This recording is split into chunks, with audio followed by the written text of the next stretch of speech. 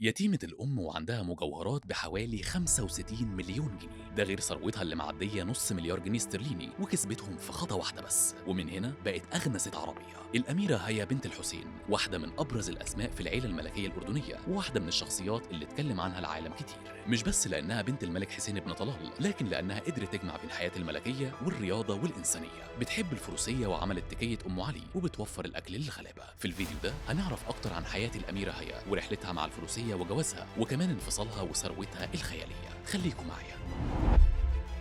الأميرة هيا بنت الملك حسين بن طلال والملكة عليا اتولدت سنة 1974 في عمان في الأردن، يعني سنها دلوقتي 50 سنة تقريبا. الأميرة هيا اتربت في عيلة ملكية، لكن حياتها ما كانتش سهلة أبدا، خصوصا بعد وفاة والدتها وهي صغيرة في حادثة سقوط طيارة مروحية سنة 1977.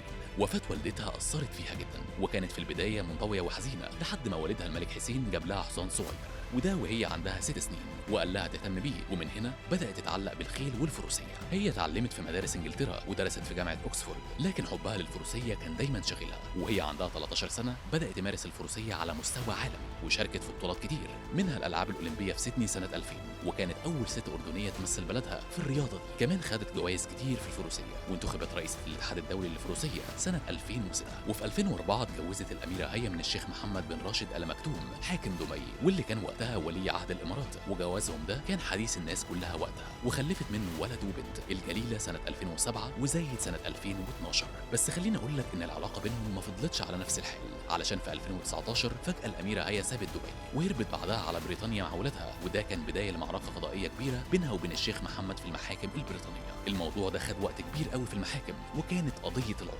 وكانت وقتها دوشة كبيرة جدا حاصلة بسبب الموضوع ده، والجرايد كانت بتنشر طبعا، يعني كانت فضيحة في العالم كله. بس الموضوع ده انتهى بتسوية مالية ضخمة لصالح الأميرة هيا، والمحكمة البريطانية حكمت لها تعويض أكتر من 251 مليون جنيه استرليني، وكمان مبلغ 290 مليون جنيه استرليني لرعاية ولادها وضمان أمنهم. الأرقام دي خلت الأميرة هيا من أغنى السيدات في العالم العربي كله بعد طلاق. وغير حياتها الشخصية، الأميرة هيا معروفة بنشاطاتها الإنسانية. أسست تكية أم علي في الأردن، واللي بتساعد في تقديم الأكلات للعائلات الفقيرة، ودي أول منظمة عربية غير حكومية متخصصة في مكافحة الجوع. كمان كانت رئيسة المدينة العالمية للخدمات الإنسانية في دبي، واللي بتعتبر أكبر مركز إنساني في العالم لتوصيل المساعدات في الأزمات. ومن الناحية تانية، الأميرة هيا معروفة بحبها للحياة الفاخرة، وقبل ما تسيب دبي كانت أودعت مبلغ 10 مليون جنيه استرليني، بجانب إنها تمتلك مجوهرات قيمتها مليون جنيه استرليني، يعني حوالي 65 مليون جنيه بالمصري، وده بيدل على أسلوب حياتها اللي مليان رفاهية. في النهاية الأميرة هيا بنت الحسين قدرت تجمع بين حياة رياضية وناجحة وكمان نشاطات إنسانية، وفي نفس الوقت حافظت على مكانتها كواحدة من أهم الشخصيات النسائية في العائلة الملكية الأردنية. وبرغم الصعوبات اللي واجهتها في حياتها، لكن قدرت تقف على رجليها وتكمل طريقها.